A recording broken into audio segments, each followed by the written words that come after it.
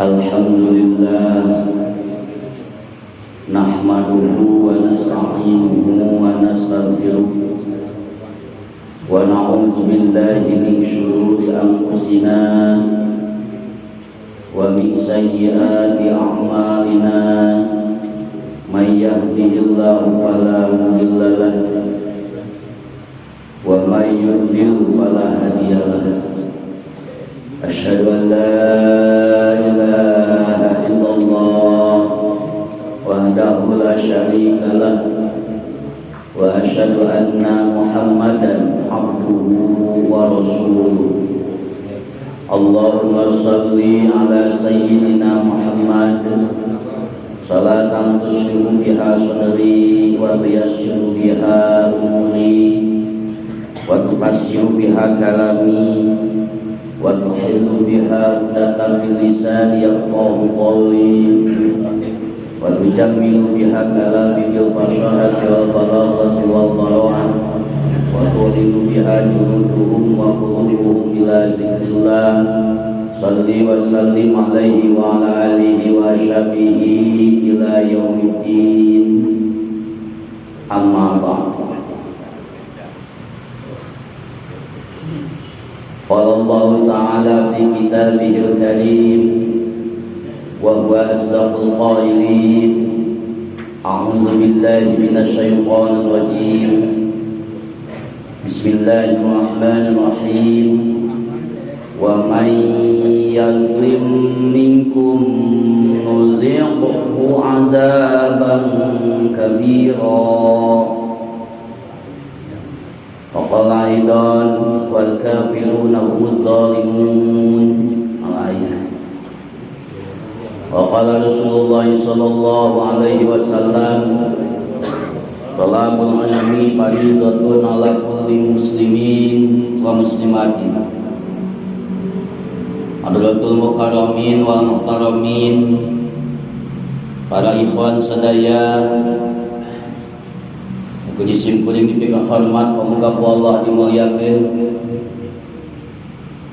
Katinggal urang sadayana alhamdulillah sarehat sadaya, ngeudacan sehat masing ingal disehatkeun ku Maha Suci, ngeudacan nampak hadir sing engal dipapainan hidayah ku Allah. Sabada panjatkeun tahiyatul islamiyah, salawat biwasalam pamuga ditetepkeun dicurahkeun ka baginda junjungan urang sadaya, panutan urang sadayana baduka Kanjeng Nabi Muhammad sallallahu alaihi wasallam, miwa kepala keluargana, para sahabatna, atau para tabiin atau tabiin katut urang sadayana selaku umatna. Pamugi dina ablah anu mulia ieu urang sadayana masing dicucuk, masing ditambih-tambih taufik hidayah insyaallah mantenna, sehingga tiasa ngalaksanakeun sunah-sunah Muhammad Rasulullah sallallahu alaihi wasallam.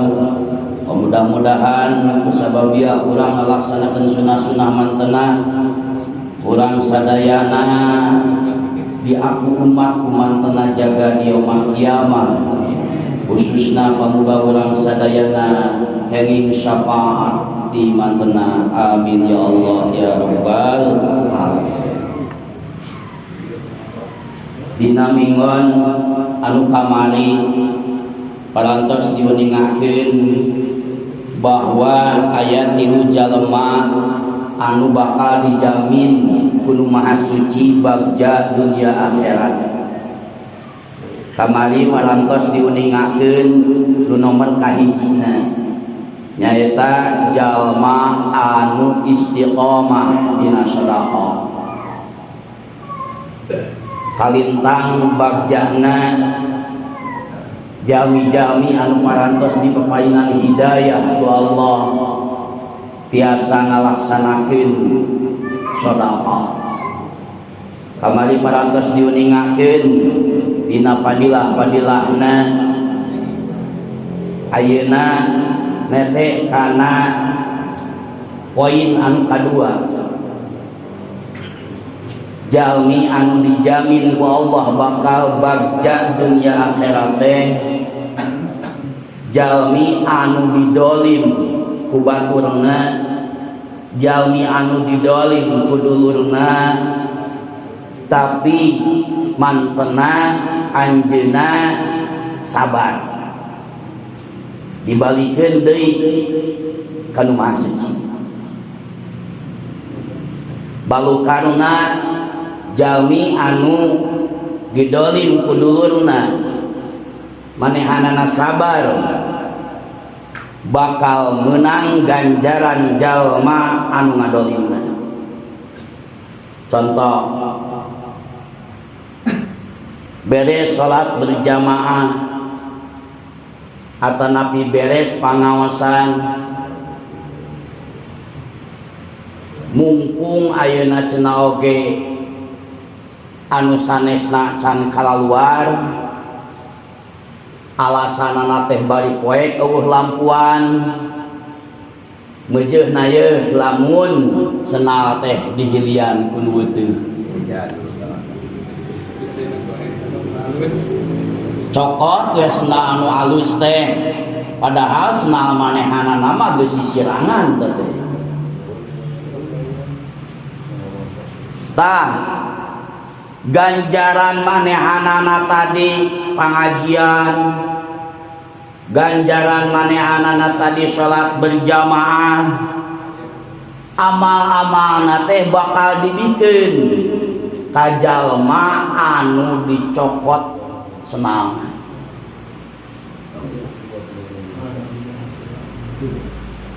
Leuheung lamun senalna aya keneh meureun anu didolim teh kapaksa we make senal sisirangan.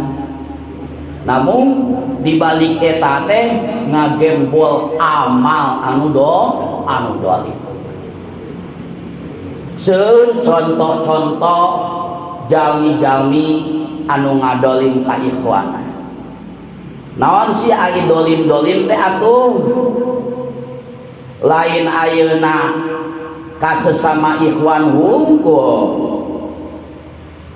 Dina khutbah tadi diawaskeun ayat suci Al-Qur'an, wa may yadlim minkum nudikhu azaban kabira. Balukarna ayeuna jalmi anu ngadolim teh bakal ngasaan kana azab anu sakitu gedena. Komo dosa anu didolim nama dibikeun tah matak untung kacida jalmi anu didolim mah angsal kudu sabar we make senal butut teh. Dosa urang anu didolimna bakal dibikeun ka jalma anu ngadolim, amal anu ngadolim bakal dibikeun ku Allah ka urang. Sakitu gede pohara dosana jalmi anu ngadolim dugikeun ka Allah nyawiskeun dina Quran azaban kabira. Saur tadi lain dolim teh lain ka ikhwan hungkul, bahkan ayeuna ka Allah bakal dicap urang teh ngadolim ka Allah, disebut nadolim na makhluk ka Allah. Model kumaha? Wal kafiruna humuz zalimun. Jalmi-jalmi anu kalalufur ka Gusti Allah eta dicap nu kitu jalmi anu dolim. Jadi lain nganyarikeun hate hungkul dolim teh. Mana deui musyrik ka Allah kacap dolim ka Allah. Inna syirka la zulmun azimun. pamusyrikan teh tangtosna zalim anu gede. Model mana musyrik teh? Wah, lamun teh marek dibeunyeur biaskeun seueur. Ulah waka ayeuna dina zaman baheula.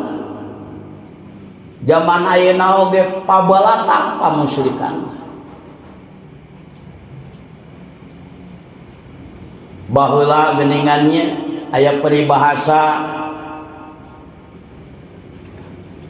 manuk peuting di baledogan da sieun cenah oge boga anak deui manuk beuk boga pateh kadan ayeuna anak pamere ti beuk kapan eta musyrik.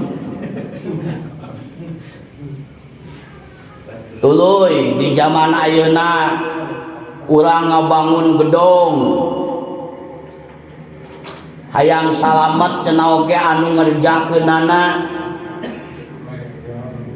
mencit muning mencit mei hideung bolak-balik ka pasar neangan mei hideung teu manggih-manggih.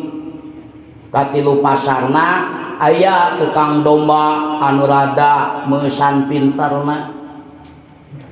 Domba budug bari leutik dipikok ku pikok hideung ditawarkeun 3 juta ku jalma anu neangan keur pimceteun teh dibeli we kitu ku si bodoh eta teh dipencit di lokasi eta mbe hideung teh dagingna oge da dialungkeun da puguh ge buruk budug uluna dikubur jang jurig majarkeun teh jang anu ngageugeuh dina eta tempat. Urang teh sok salat, urang teh sok ngaji, kunaon make ngalaksanakeun pamusyrikan model kitu percaya ka salian ti Allah Subhanahu wa taala. Urang sing konsekuen kana kalimah dua syahadat. Allah anu ngaparinkeun kasehatan, Allah anu ngaparinkeun kageuningan, kamusibahan. Kamusibahan eta teh lain ti juri kunaon make maraban juri. Ti Allah Subhanahu wa taala.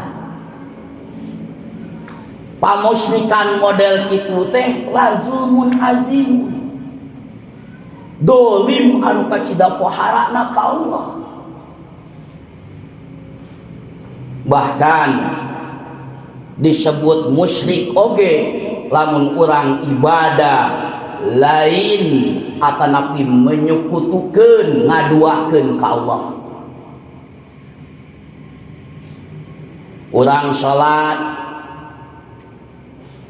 dina niat urang salat teh disarengkeun jeung perkara-perkara salian ti Allah. Eta disebat musyrik. Tekeni tujuan urang salat cukup dina mana ngalaksanakeun parentahan. Ente salat lohor rek naon euy? Niat ngalaksanakeun parentah Allah. Ulah ayeuna aya pamaksudan anu sejeun. Ulah ayeuna aya gondun akhir. Sabab lamun aya gondun akhir bisi urang kalebet kana ngamusyrikeun ka Allah. Tiasa ari dina ibadah-ibadah anu sanesna mah saperti ayeuna urang salat duha ngalaksanakeun pasunahan panusunahan anu sanesna. Kunaon anjeun ayeuna daek salat duha meh gampang rezeki. Eta mah teu naon disalandekeun ka dinya sajaba tining ayeuna ngalaksanakeun sunah Nabi. Kunaon cenah ge puasa sunah amih boga rezeki anu gede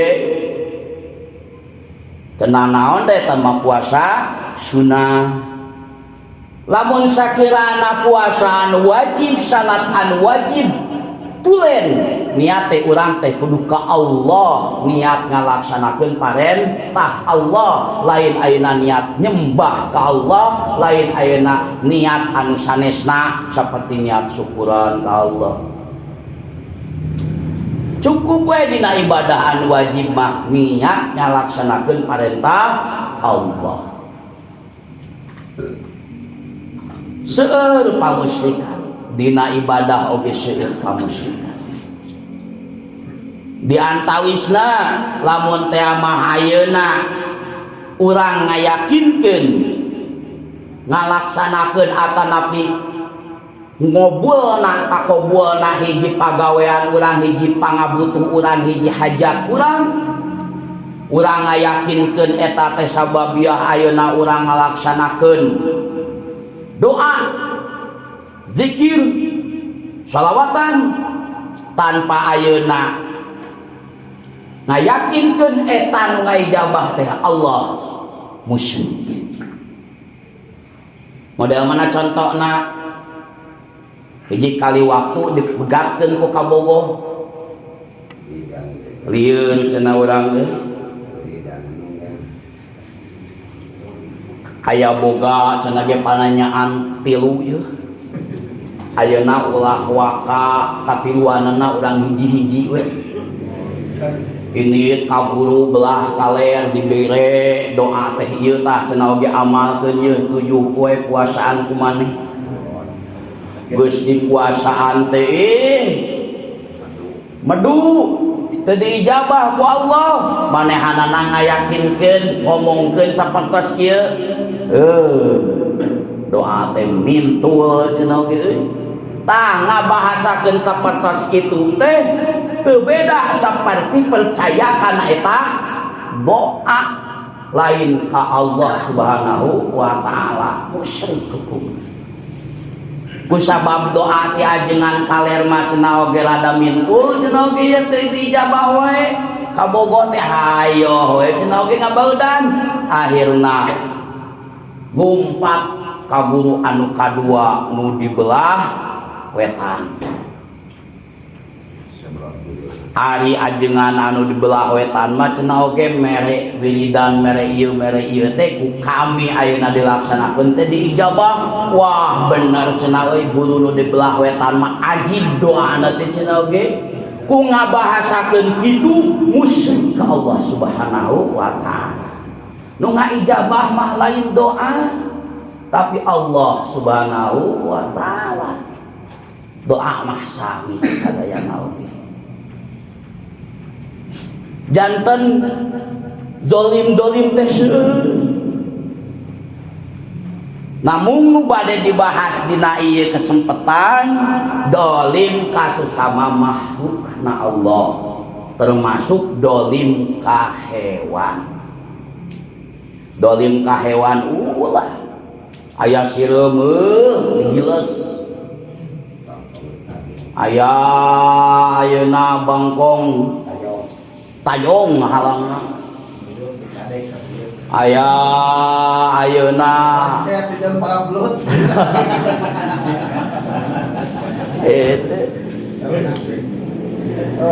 dolim ka sesama makhluk, dolim ka hewan. Namun aya geuningan sebahagian hewan anu sunah dipaehan ku urang. Sapertos orai kepanannya teras cacak eta sunah dipaehan ku urang.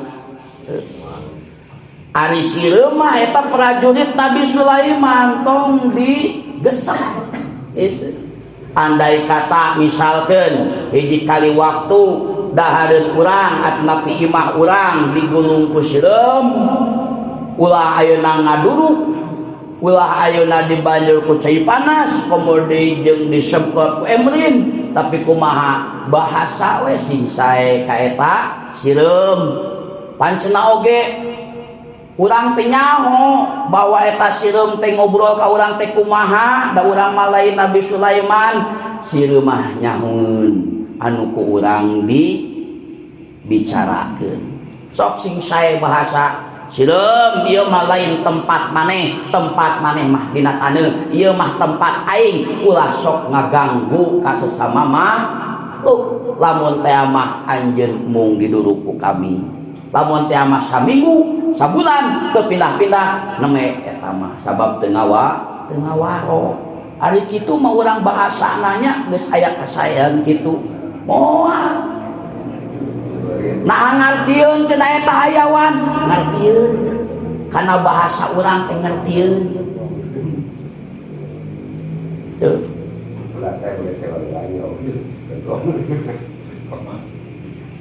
Bahkan lamun teh mah misalkeun urang manggih sireum manehanana murag ti luhur atanapi murag teh kahanap ka cai, urang ayeuna kudu nulungan manehanana.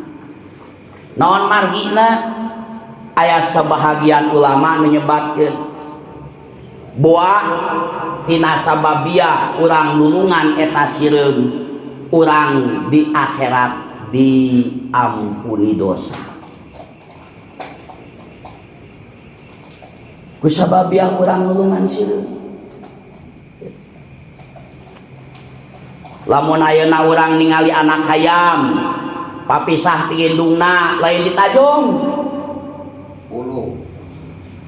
lain ayeuna dialungkeun parab jadi para buaya, tapi naon anteurkeun ka indungna. Margi sabagian ulama aya menyebabkeun boa ngahijikeun anak hayam jeung indungna, urang sadayana dihijikeun jaga di akhirat jeung keluarga urang. Pan urang teh hayang urang di akhirat dihijikeun deui jeung keluarga teh, ulah di dunia unggul ngahiji jeung keluarga teh, di akhirat oge hayang urang teh. Hiji kali waktu urang manggihan hayawan anu papisah jeung indungna cokot bawa hijikeun jeung indungna.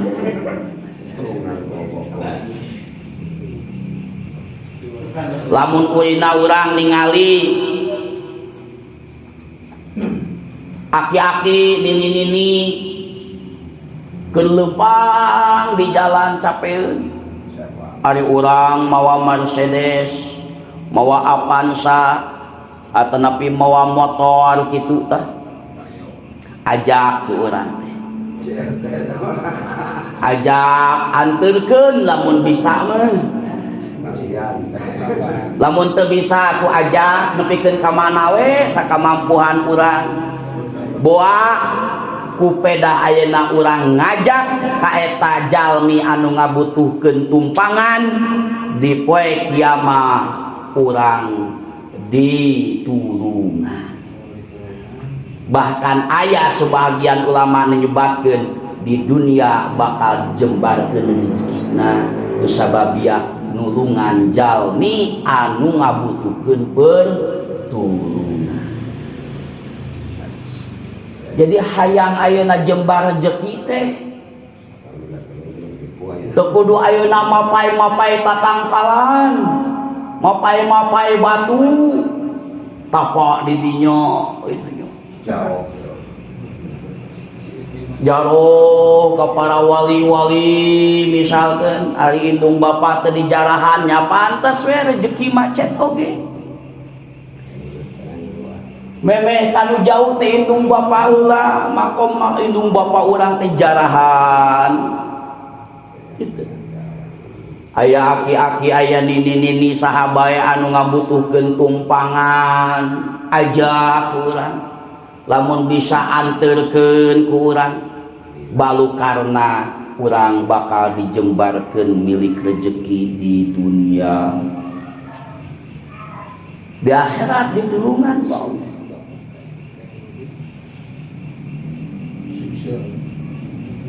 Seueur poin-poin kangge ayeuna menunjang kana kabagjaan dunia akhirat.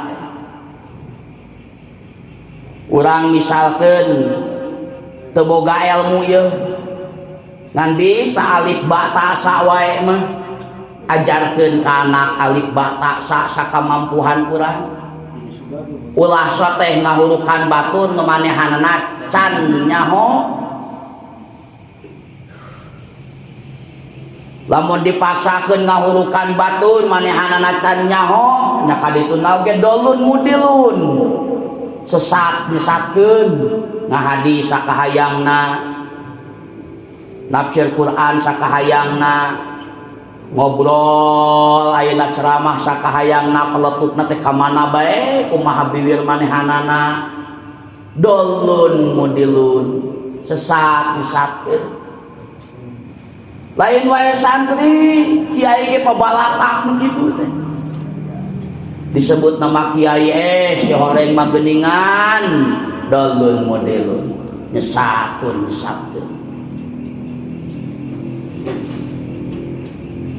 Papatahan sakamampuhan urang. Bisana alif batasa hurukan alif batasa ka anak. Bisana Fatihah hurukan Fatihah teh anak teh. Ameh kumaha sih? Nah, sok sanajan urang geus dikubur, amal eta teh bakal terus ngalir. Meureunnan anak teh kahareupna teh salat, ari salat teh kapanan ngahimpun kana alif ba ta sa teh. Ngalir ganjaran teh ka urang teh.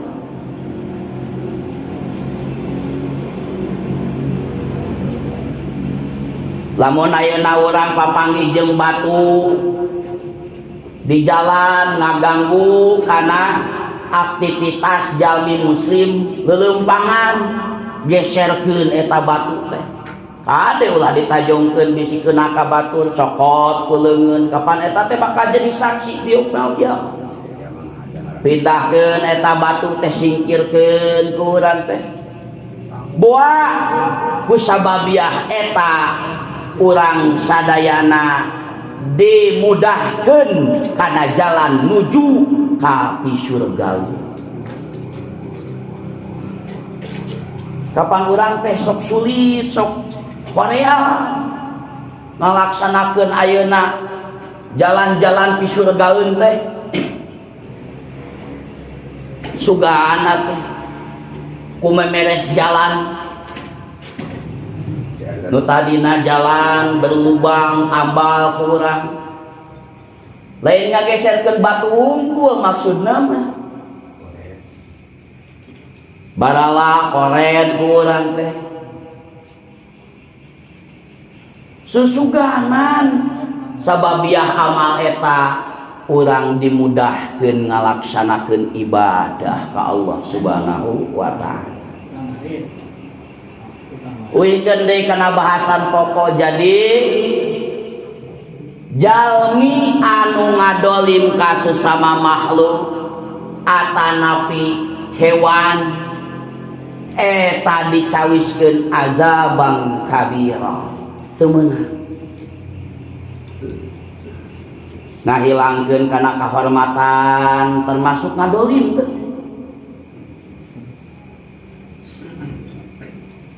Batur mah misalkeun ngahurmah manehana mah henteu aya we misalkeun dina manahna teh kreteg meuni kitu-kitu teuing cenah ge ka aing teh batur mah ngahurmah aya manehana mah henteu menghilangkan kana kehormatan orang lain tidak boleh disebutna zalun muzillun disebutna zalim anu gede dosana. Komo deui lamun teh mah ayeuna menyakiti tubuh ngaroga hala kana anggahota ngabacok neunggeuh nepikeun ka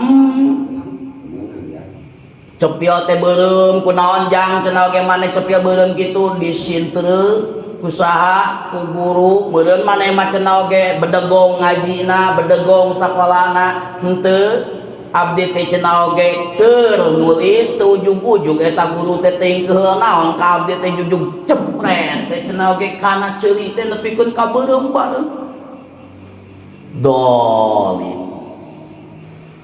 Hari kitu mah aya sababiahna urang sababiah kebenang diurus gitunya. Wenang ayeuna neungeul nyepret ka siswa, ka santri, ka murid gitu.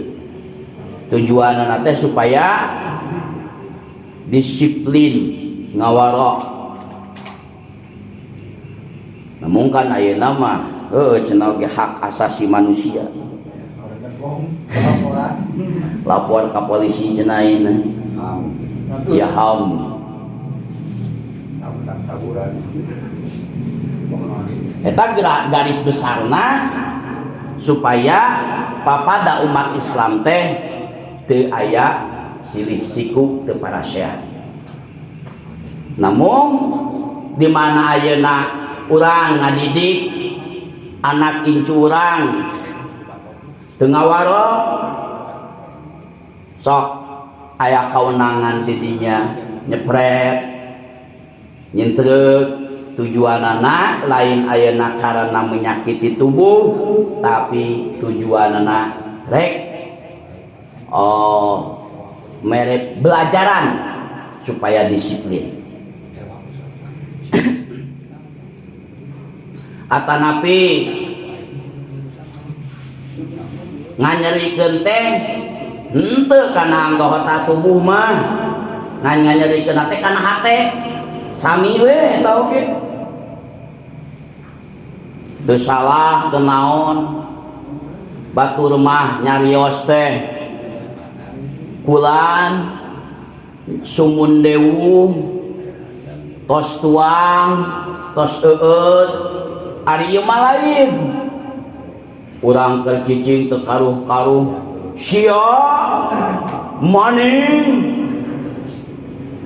dugikeun ka anu dicaritaanana teh nyerieun hate urang teh dolim disebatna. Numawi di mana ayeuna urang misalkeun sering comel, sering heureuy kitu nya. Kade ulah sampaikeun ka nyerieun hate. Ari kitu mah misalkeun manehanana sok tekaopan, sok nyerieun hate, kajen kene tong dicomelan. Kajen kene ayeuna tong di naon? Tong diheureuyan. Ngan lamun teh ama manehanana beuki heureuy, tuluy ku urang diheureuyan deui celetuk ke manehanna kalah nyerieun hate. Eta mah kurang ajar. Daek heureuy ka batur manehanna disinggung mung ajar gitu. Ajar undungan. Ngarampas harta tanpa hak dolim disebutna. Tah di mana ayeuna urang didolim ku ikhwan urang, amal ganjaran urang bakal menang. Jalmi anu ngadolim amalna bakal dibikeun ka jalmi anu didolim. Dosa urang bakal dibikeun ka jalmi anu ngadolim urang.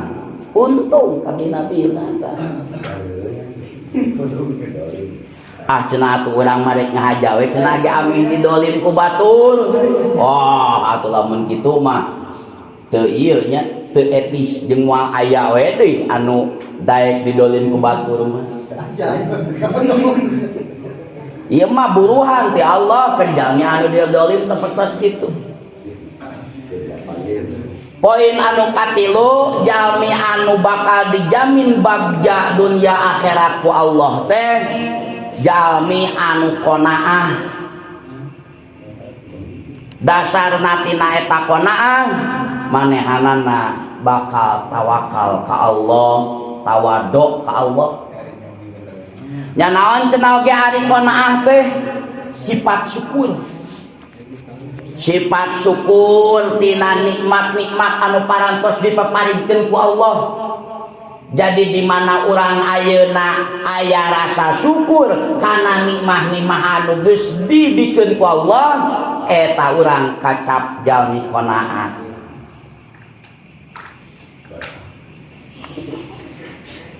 Kusababiahna urang syukur tina nikmat eta, urang bakal ngarasa cukup tina sagala nikmat anu geus dipaparinkeun ka urang. Allah teh dina poe ieu teh maparinan 10.000. Lamun ayeuna manehanana nibakeun rasa nikmat, nibakeun rasa syukur ka Allah tina eta nikmat disebut qanaah teh bakal ngerasa cukup. Sok sanajan 10.000 bunga we ngabalanjakeun duit 10.000 teh bari teu mahi oge pepe hiji kali waktu urang ngarasakeun teu kadinya. Lamun hiji kali waktu urang ngabalanjakeun 10.000 tapi beda we jeung ngabalanjakeun nu 1 juta, beda jeung ngabalanjakeun nu 100.000 sok sanajan nileina 10.000 tapi katarima ku hatena teh bener-bener nikmat, asa cukup. Nu kitu dasarna geus qanaah teh. Geus aya dasar syukur teh. Ngarap cukup kana perkara anu geus dipaparinkeun ku Allah eta qanaah ngaranna. Sabeh dituna manehanna bakal tawadu ka Allah. Tawadu ka sesama makhluk. Lain hartina ayeuna qanaah teh pasrah sumerah begitu saja lain. Tetep ngalakukeun usaha, ngalakukeun ikhtiar sakumaha ayeuna tanaga manehanana sesuai jeung kamampuan manehanana. Mampuhna ayeuna sakitu sakitu, mampuhna leuwih ti sakitu sok eta qanaah. Ditunggu ku batur geus bonyok teu salah teu naon urang teh sabar we usaha dipapainan panyawat ku Allah cicing we teu berobat teu naon. Usaha kudu usaha sekuat mungkin, sakuat tenaga. Eta qanaah ngaranna. Sabari ti usaha teh ngadoa deui. Ulah ikhtiar hungkul, usaha hungkul, ari ngadoa teu.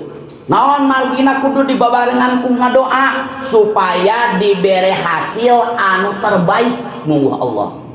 Eta pentingna urang ngadoa teh. Misal hiji kali waktu ayeuna Allah terek ngairodahkeun misalkeun ka urang teh 100.000 kusababiah ayeuna urang ngalengkahkeun sakuat tanaga kemampuan urang bari didasari ku ngadoa Allah ngeresakeun lain naon ditambahan tina nu geus dicawiskeun ku Allah disebutna qada mu'alaf teh. Kan ai qada mu'alaf mah pamasti di Allah tapi bisa diikhtiar.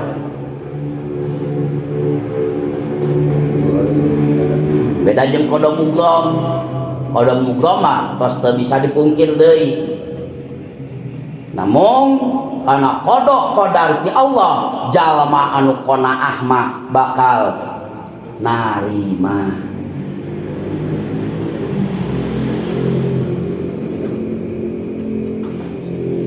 Ngayakinkeun kana naon rupiah anu geus dipaparinkeun ku Allah teh Gusti ieu teh nu terbaik pikeun abdi kitu jalmi qanaah. Lain kieu Gusti kurang keneh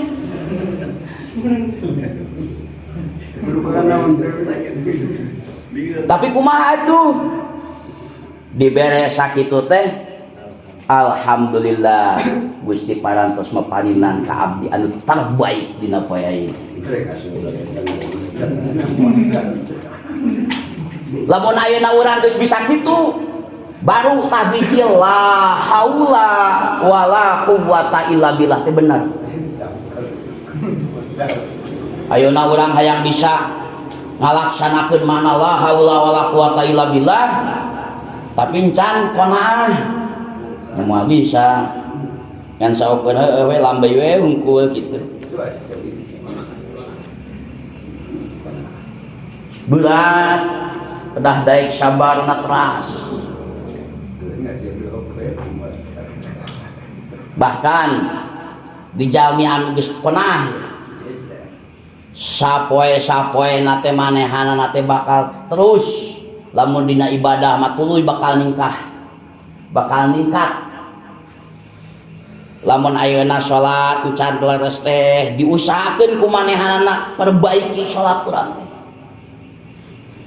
Poe ayeuna misalkeun salat urang teh 5%. Jalmi anu geus konaha mah kudu daek ayeuna ningkatkeun kana peribadahan. Poean kadua 10%, poean katilu ayeuna 20%, tuluy dugikeun ka sempurna salat urang teh. Perbaiki salat urang. Lamun urang ayeuna geus boga rasa niat salat urang teh hayang disampurnakeun. Biraku salat urang teh rek kieu bae, di mana ayeuna urang boga eta maka Allah bakal balik memperbaiki kana kehidupan urang.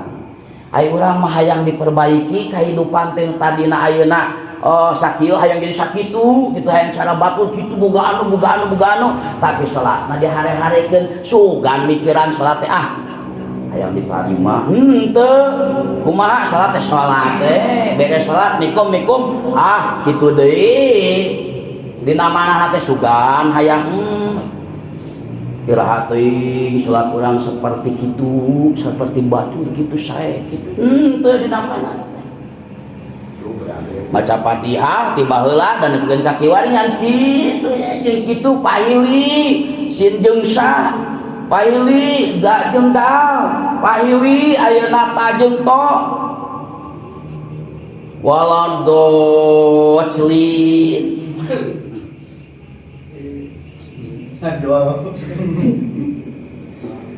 ari api-api mah nya pantes we kita geus aya huntuannya ari pamuda kene mah teu pantes pahili makhraj. Ta urang teh kudu beranggapan kitu. Urang teh teu pantes, urang teh pamuda kene teu pantes pahili makhraj. Sabab naon? Huntu urang sampurna kene. Kunaon urang mah kitu diajar.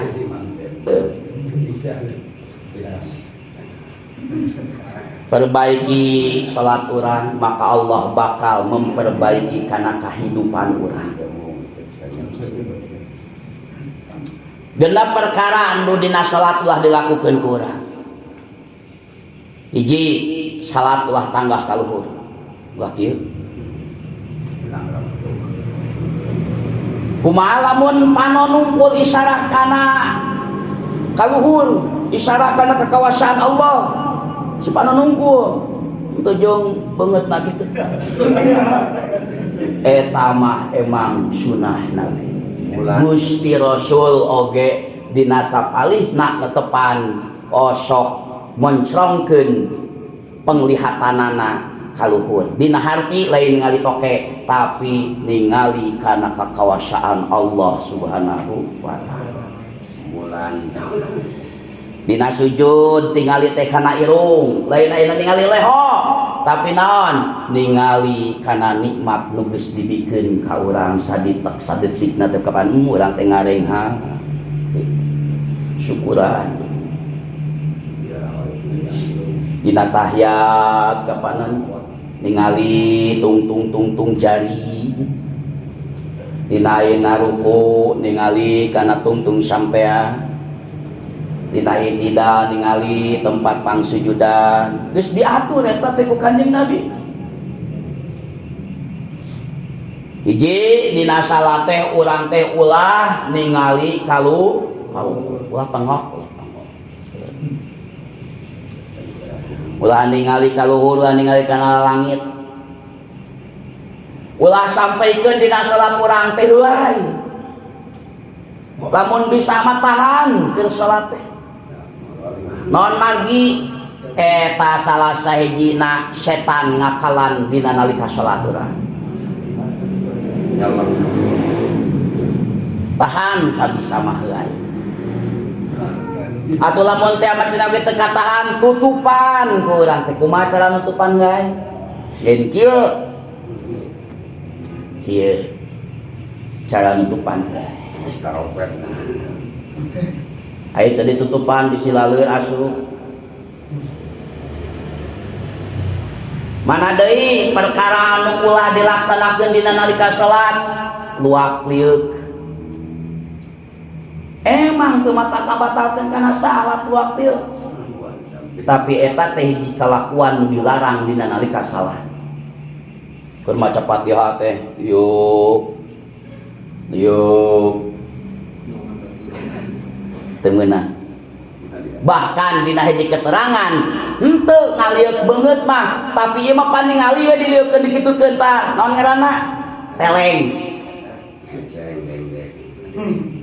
hiji kali waktu manehan mangimpi kunaon Gusti cenah oge tembok teh nu itu mah maror aya nu hiji mah di juru cenah ge teu ayaan eta teh salat maneh cenah oge anut dina hiji waktu ngaliuk nyata naon teh teleng teh gitu jadi ngacleng mar-maruna teh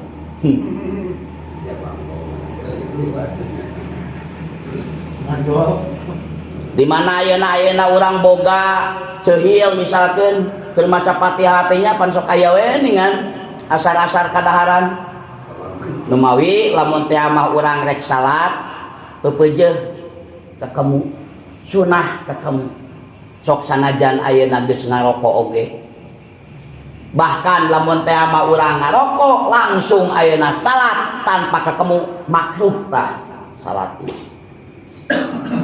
kakemu heula nu mawi cenah ge kakemu teh geus tapi anger we geuningan pas begitu ayeuna nguningakeun iya kana abudu aya ceuhil tah kitu leungkurang ulah batal atuh salat urang kumaha cidukeun nganyiduhkeun anak ulah ka kiblat ulah ka kanan tapi kudu ka kenca lamun ayeuna nyiduhkeun ka kiblat eta hiji pagawean nu dilarang dina nalika salat hidup ka katuhu ulah ka kenca we nyaeta cenah oge di kenca teh kapanan guru urang ieu teh ciduhkeun kana pesak ciduhkeun pesakan boga tah sorban ciduhkeun kana sorban dikitukeun we teu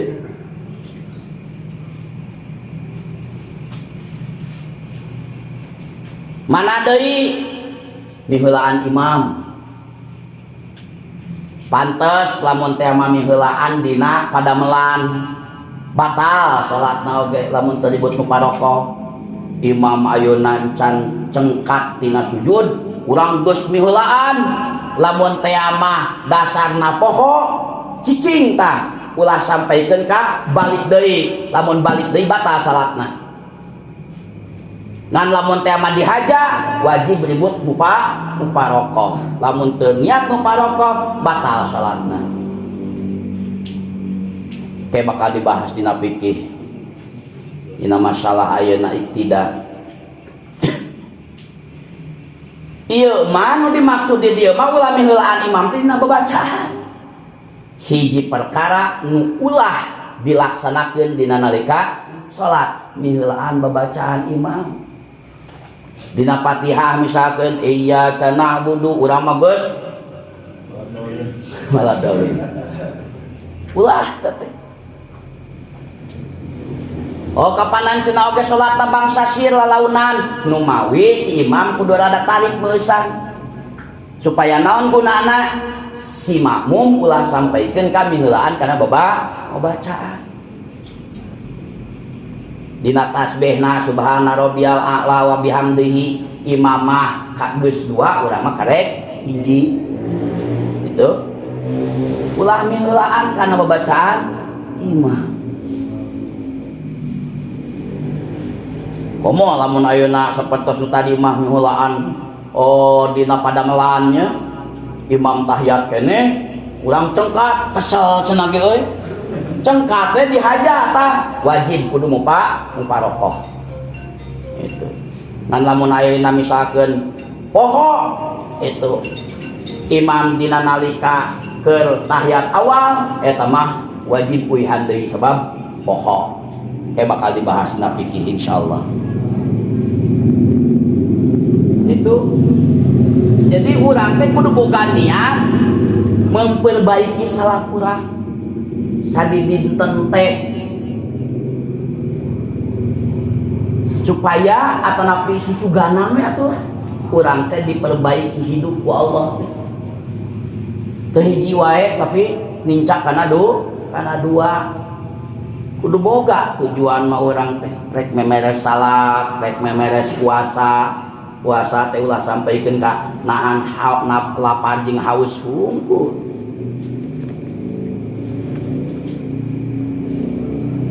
Tah itu jalmi anu bakal dijamin ku Allah bagja dunia jeung akhirat teh hiji jalmi anu ngalanggengkeun sedekah di dunia nakarasa komo jaga di akhirat. Dua jalmi anu didolim manehanana sabar ka Allah. Tilu jalmi anu qanaah tawakal kana nikmat-nikmat anu parantos dipaparinkeun ku Allah. Eta jalmi-jalmi anu pasti bakal bagja dunia akhirat. Rabbana atina fid dunya hasanah teh.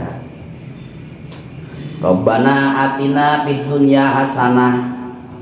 Duh pangeran abdi paparinkeun ka jisim abdi di dunia kana kahadean wa fil akhirati hasanah nya kitu paparinkeun ka jisim abdi di akhirat kahadean wa qina azabannar Gusti muga-muga ngaraksa ka abdi sadaya kana seuneu neraka. Eta doa ulah ditinggalkeun santosna tepat. Kedah diawas bae eta doa. Ya muqallibal qulub, sabit qalbi ala zinika wa ala taatika. Ulah ditinggalkeun eta doa. Rabbana la tuzigh qulubana ba'da idh hadaitana wa hab lana min ladunka rahmatan innaka antal wahhab. Ulah ditinggalkeun eta doa.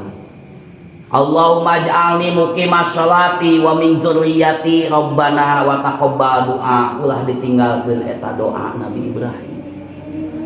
Eta teh ngadoa eta teh turunan urang teh ulah sampaikeun ka teu salat. Kadoana nu bieu. Allahumma ij'alna muqimas sholati wa min dzurriyyati. Supaya turunan-turunan urang teh jadi jalmi-jalmi anu ibadah ka Allah. Teu apal cenah doana oge nyuhunkeun anu tiasaeun. Toel babaturan teh apal teu doa eta, apal sok tuliskeun.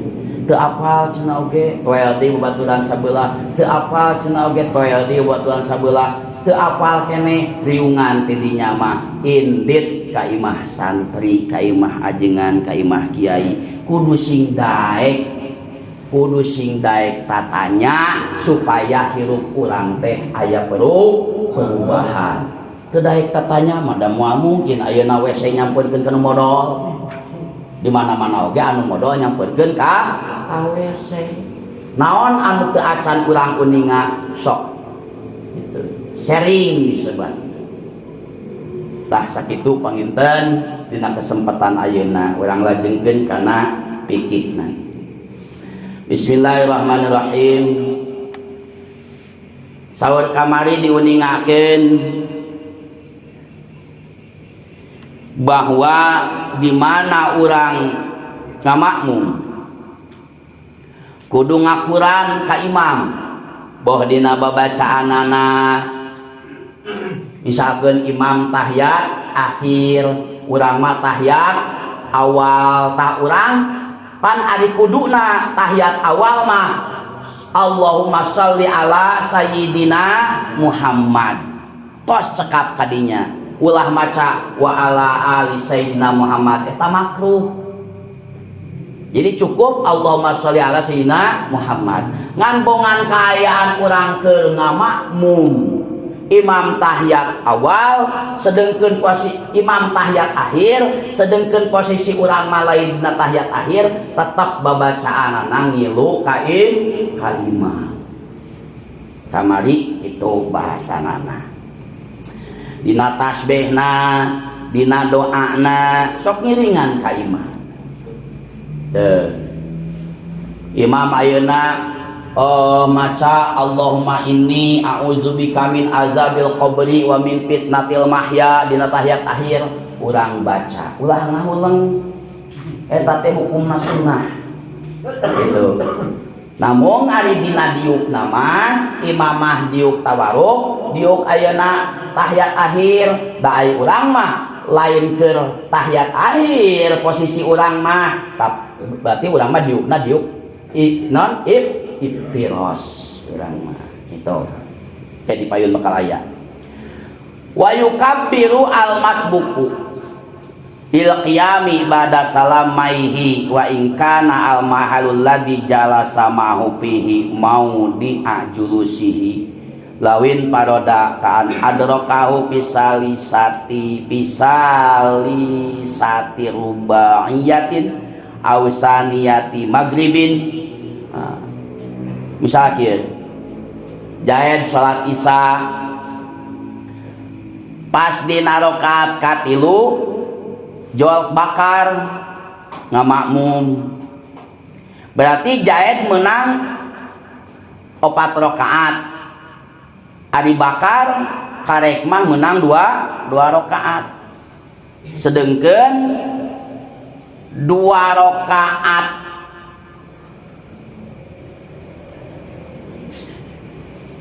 dina tempat nadiuk tahiyat awal.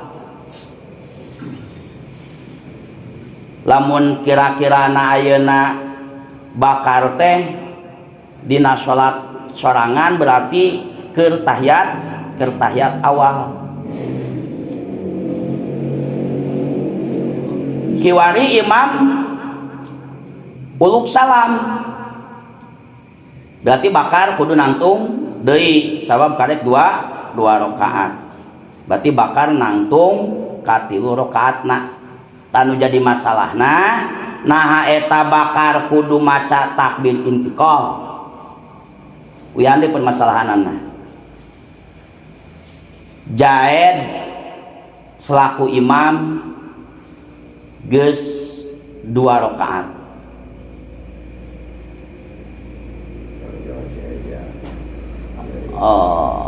Tuluy bakar asup ngilu ngamakmum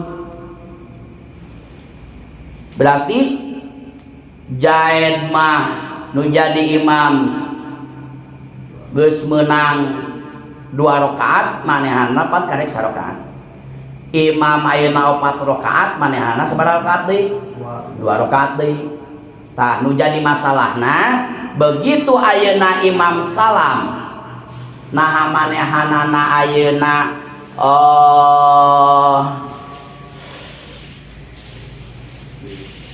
takbir intiqal atau ulah.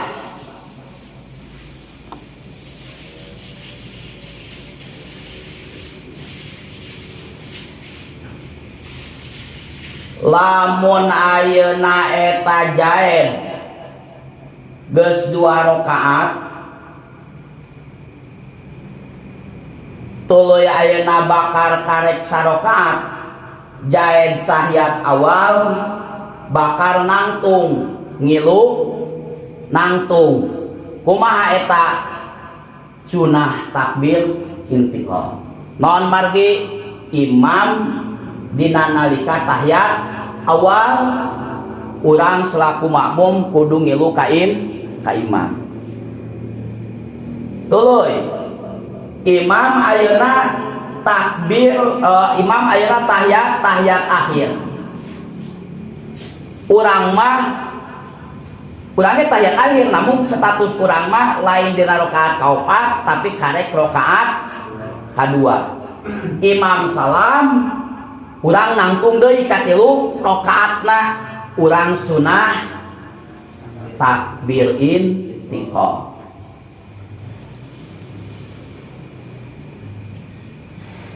Wa illa lam yukabbir lil qiyam. Lamun posisina lain ayeuna dina 2 rakaat deui lamun dina salat bangsa 4 eta mah ulah takbir intikal. Model mana contohna kieu? Imam 4 rakaat urang mah karek 1 rakaat. Imam salam berarti urang mah cengkat deui tah. Nu kasabar rakaatna? Nu kadua. Eta mah ulah make takbir intikal. Ulah Allahu akbar ulah kitu. Teu sunat takbir intikal. Ieu cenah euy, bae kandeng. Jadi pandangan ulah kalbur gitu. Cekap langsung ieu. Muhun dina eta ge ulah Allahu akbar teh. Untuk nyari untuk mengucapkan, Ya. untuk mengucapkan Allahu Akbar. Ya. Tapi we langsung gitu ya. Oh.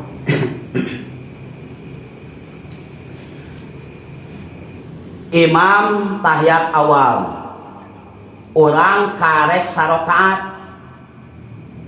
Berarti hilu tahiyat awal di imam. Imam nangtung naon tah sunah takbir intiqal ngangkatkeun leungeun Allahu akbar. Urang kumaha statusna? Sami ngiluan ka imam. Dina tahiyat akhir urang imam tahiyat akhir urang karek 2 rakaat. Imam salam berarti urang sabaraha rakaat deui? 2 rakaat deui. Imam ayeuna tahiyat akhir urang 2 rakaat. Urang kaek 2 rakaat. Imam salam berarti urang sabaraha rakaat deui? 2. Dina nangtungna sunah takbir intiqal. Kumaha lamun sabalikna?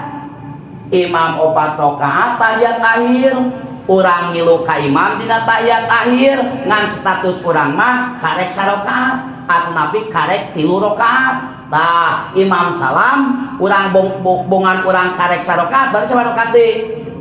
3 deui. Kumaha tah? Teu sunah takbir intiqal. Pahamnya?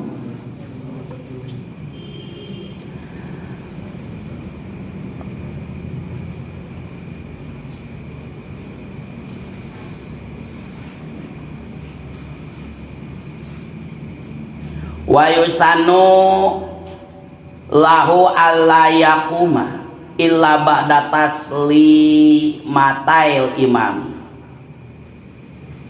Disunahkeun ka masbok rakaat ulah wa kanangtung illa ba'da taslimatail imami, kecuali sanggeus beres 2 uluk salamna imam.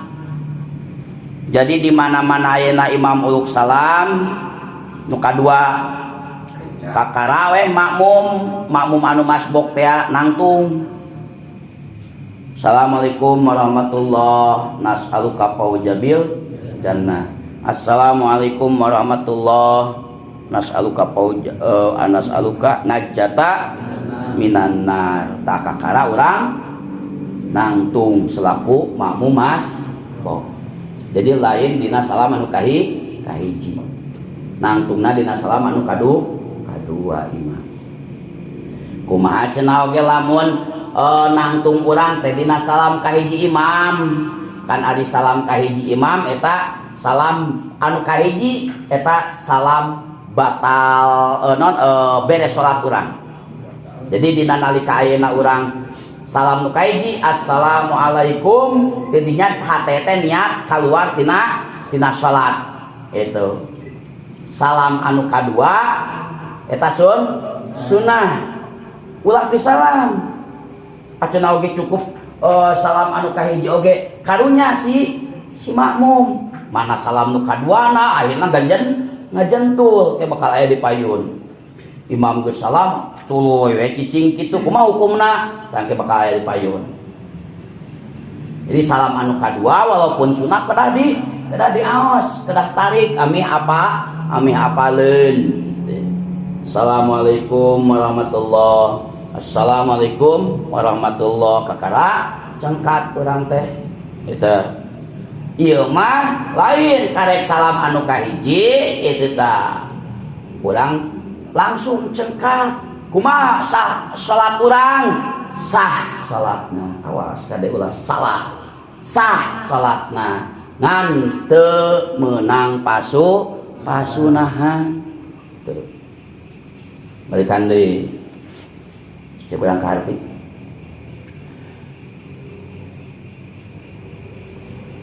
imam salam kahiji urang geus cengkat urang teu meunang pasunah sah salatna ngan teu meunang pasunah lamun ayeuna ai saena mah ye imam salam anu kadua takakara urang cengkat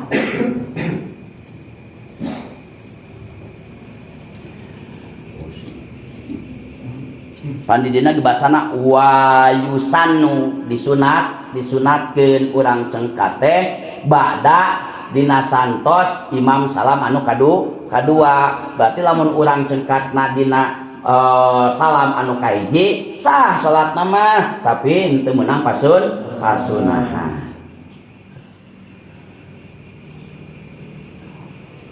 kumaha cenah ge lamun cicing ieu da teu apal teh wa hurima muksu bada taslimataihi illam yakun mahala julusihi patabtulu sholatuhu bihi tah ieu mah bahaya bisa kieu jaed salat isya dina lebah rakaat kaopat jol bakar ngamakmum ka jaed berarti imam mah 4 rakaat bakar mah karek menang sarokaat jaed tahiyatul akhir bakal ngilu naon bakal ngilu tahiyat akhir jaed uluk salam nu kadua atuh bakar buru-buru naon nangtung nambahan rakaat nu jadi masalahna kumaha lamun bakal teh cicing be sabada uluk salam imam teh sanggeus uluk salam imam nu kadua teh cicing be tetep kumaha hukumna kulima diharamkeun batal salatna ge lamun ngahaja jeung nyaho kana paharaman mana mafhumna kumaha lamun teu dihaja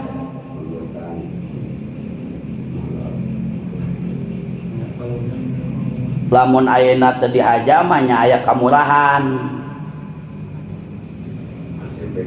tapina didasarina teh ilam yakun mahala julusihi tah lamun teh mah ayeuna dina lain tempat diukna itu eta batal jadi mafhumna kieu kumaha lamun tempat anu dipake caliki bakar teh mangrupa tempat calikna ki bakar lamun dikira-kirakeun salatna sorangan maka lamun cicing sakedeung eta henteu haram sabab non da diukna diuk dina tempat cicingna sorangan model kieu contona ieu murad tina yakunu mahala julusi ja bakal 4 rakaat tahiyat akhir imam ya jaed imam 4 rakaat tahiyat akhir bakar mah da karek 2 rakaat berarti hakikatna mah jaed selaku imam tahiyat akhir bakar mah selaku makmum tahiyat awal tapi ari babacaan mah kudu ngiluan ka imam ieu mah dasar hakikatna dasar asalna berarti bakar mah ke tahiyat awal imam uluk salam kadua der dibakar teh kalah ngalamun ta eta mah dihampura naon dasarna sabab diukna teh dina tempat diuk manehan nana tahiyat awal itu. Jadi andai kata misalkan ngahuleng sakedeung eta teu matak jadi batal. Kumaha lamun kieu? Diukna ki jae teh lain dina tempat diuk manehanana. Berarti murodak kumaha? jaed mah 4 rakaat, makmumah bakal karek sarakaat. Berarti hakikatna jaed mah tahiyat akhir, si makmumah si bakal henteu status dina tahiyat manehan mana. Di mana begitu imam salam nu kadua manehanna ngahulang eta mah batal salatna. Itu saeutik ngageser permasalahan tetapi da ing ngaranna ge patulmuin lieur. Tapi insyaallah mah lieur. Oi handai komo jeung nunutan mah. Nunutan geus lieur. Jaed 4 rakaat. Bakar karek 2 rakaat. Imam salam muka 2, bakar kalah ngahulang. Tapi bakar kan diuk dia tempat manehanana da tahiyat awal hakikatna. Tah ngahulang ku statusna bakar eta dihampura. Keuna naon? Nu jadi batal mah eta makmum diukna teh lain dina tempat manehanana. Murodna kitu. Imam 4 rakaat bakal karek sarakaat. Berarti imam tahiyat akhir, makmumah lain dina tempat tahiyat. Imam salam anu kadua ribut nangtung kari-kari ieu kalah ngaulang batal salatna. Tuh.